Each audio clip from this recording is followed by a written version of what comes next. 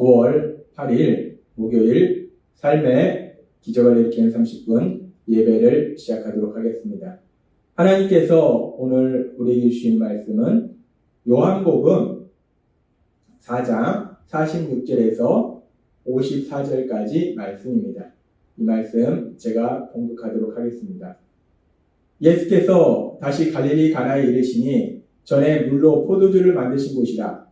왕의 신하가 있어 그의 아들이 가버나움에서 병들었더니 그가 예수께서 유대로부터 갈릴리로 오셨다는 것을 듣고 가서 청하되 내려오셔서 내 아들의 병을 고쳐주소서 하니 그가 거의 죽게 되었습니다.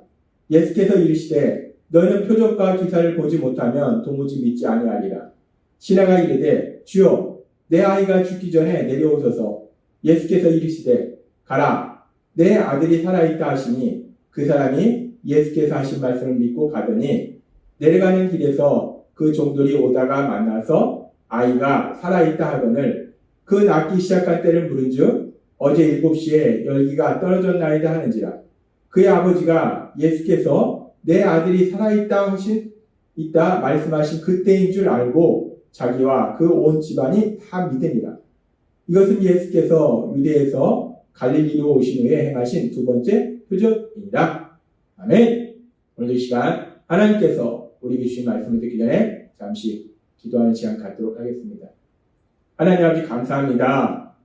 오늘도 저희들 사랑하셔서 저희를 만나주시고 저희에게 말씀하여 주시니 감사합니다.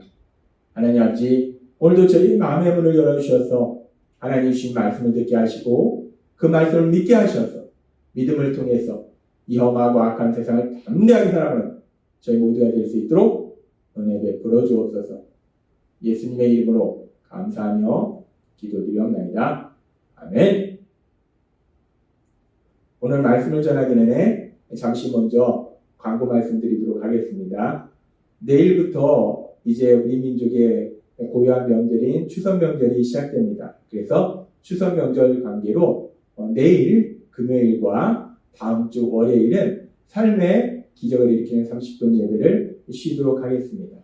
그리고 다음 주 화요일부터 또 계속해서 삶의 기적을 일으키는 30분 예배를 진행하도록 하겠습니다.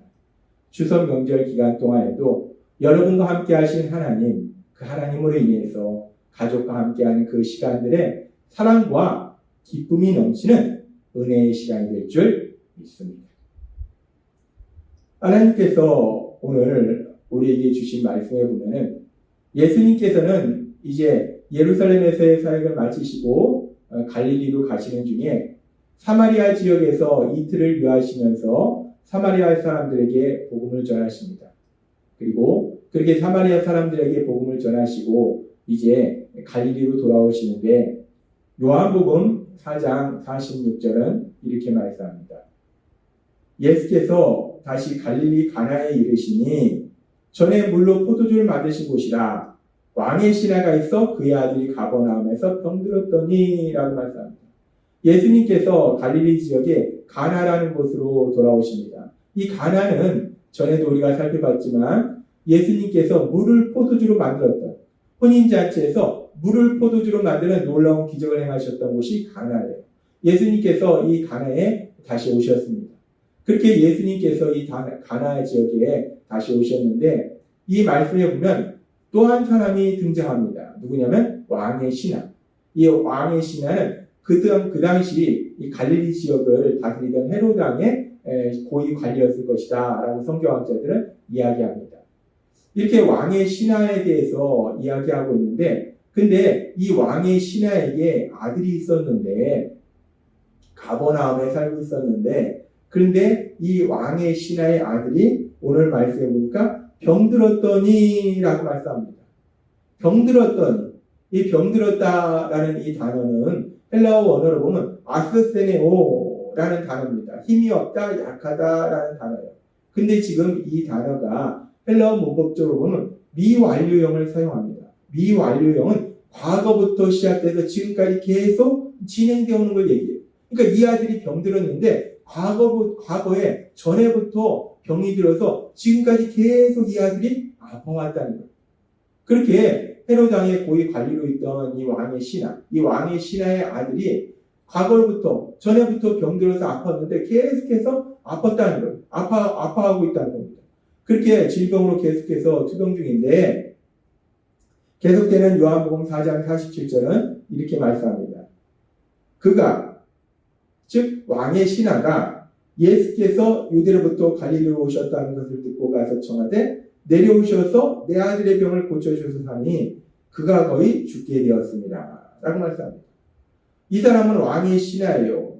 헤롯 왕의 고위 관리였습니다. 따라서 자신의 그 직분을, 권력을 이용해서 아픈 자신의 아들을 치료하기 위해서 많은 유명한 의사들을 찾았을 겁니다. 그리고 자신이 가지고 있는 물질을 사용했을 거예요. 그래서 자신이 가지고 있는 물질과 자신이 가지고 있는 권력을 통해서 유명한 많은 의사들, 실력 있는 의사들을 찾아서 아들을 치료하고 했는데, 근데 그렇게 아무리 인간적인 노력을 해도 아들이 치료되지 않는 겁니다. 치료되지 않을 뿐 아니라 지금 말씀해 보니까 그가 거의 죽게 되었습니다. 라고 말씀합니다. 그가 거의 죽게 되었습니다. 이 말씀을 헬라어 원어를 직역하면 그가 곧 죽으려 합니다. 라고 말씀합니다. 이 사랑하는 아들이 계속 아팠는데, 그래서 이 아버지가 헤롯 왕의 고위 관리였기 때문에 자신이 가지고 있는 권력과 자신이 가지고 있는 물질을 가지고 정말 많은 의사들을, 유명하다는 의사들을 다 찾아서 치료하라고 했을 거예요. 그럼에도 불구하고 이 아들은 치료되는 것이 아니라 점점점 병이 심해지고, 그래서 이 아들은 지금 거의 곧 죽게 됩니다. 이제 죽음을 바로 앞둔 그런 상태라는 거예요. 죽음을 바로 앞둔, 오늘 내일 하는 그런 상태라는 겁니다. 이렇게 절망적인 상황 속에서 지금 이 왕의 신하, 이 아버지가 예수님께서 갈릴리의 가나에로 오셨다는 소식을 듣습니다. 이 왕의 신하가 있던 곳은 가버나움에서 가나까지는 대략 34km 정도 떨어진 거리다라고 성경학자는 얘기합니다.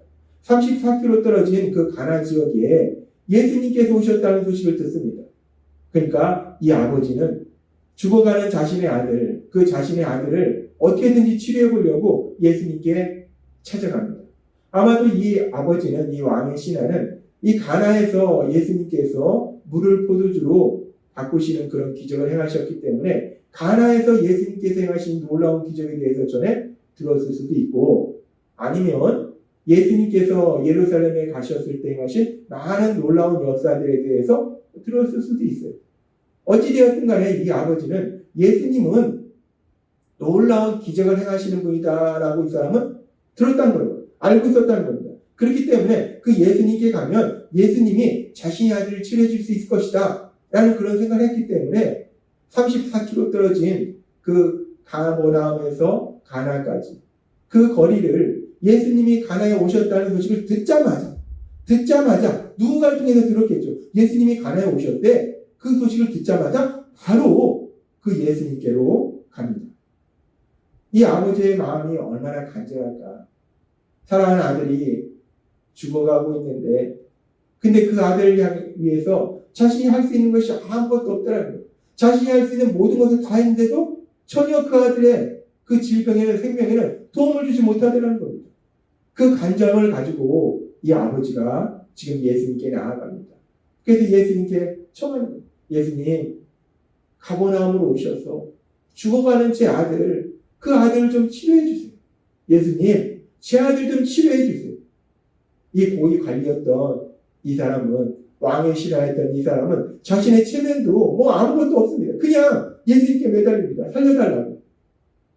그렇게 예수님께 간절히 구할 때 예수님께서 이렇게 말씀하십니다. 요한복음 4장 48절 말씀. 예수께서 이르시되 너희는 표적과 기사를 보지 못하면 도무지 믿지 아니하리라 라고 하셨습니다.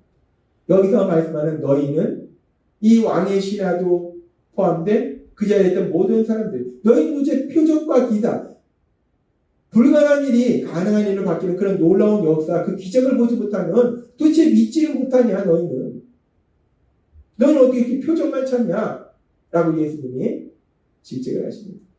이 아버지는 너무나 간절한데 예수님은 너희는 도무지 표적과 기사를 보지 못하면 믿지 아니하리라 라고 이렇게 질책하신다는 거예요. 그럼에도 불구하고 이 아버지는 간절하잖아요.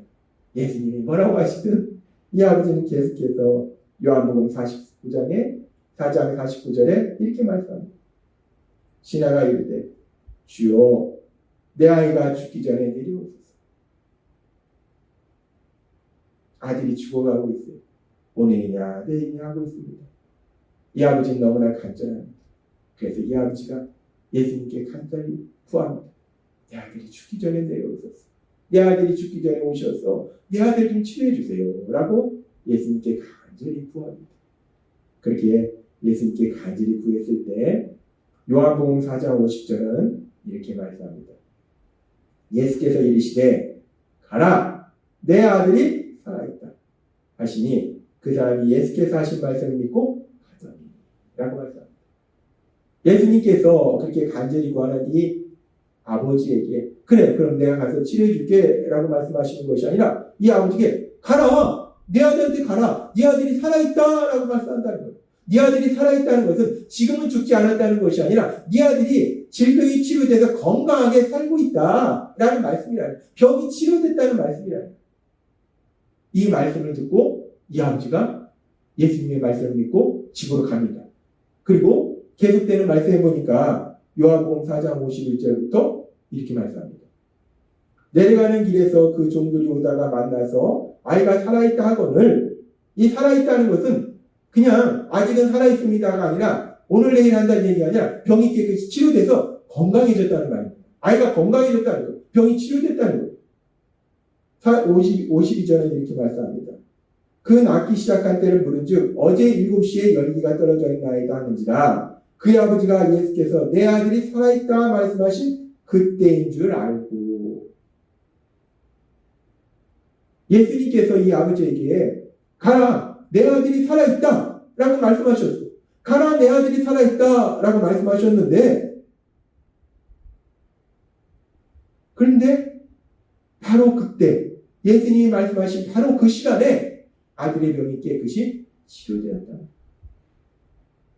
예수님이 직접 가셔서 이 아들에게 어떤 말씀을 하시거나 치료를 하신 것이 아니라 멀리서 34km 떨어진 그곳에서 예수님이 가라 내 아들이 살아있다 즉 네 아들이 치료되었다 라고 말씀하시니까 그냥 말씀하시니까 이 아들이 깨끗이 치료된 놀라운 기적이 일어났다. 우리는 이 말씀을 통해서 하나님이신 예수님 그 예수님께서 말씀으로 죽어가는 병자를 깨끗이 치료하는 놀라운 역사, 이 기적을 행하신 것을 볼 수 있다는 겁니다. 그러면서 이 말씀은 이렇게 마무리합니다. 요한복음 4장 54절 말씀.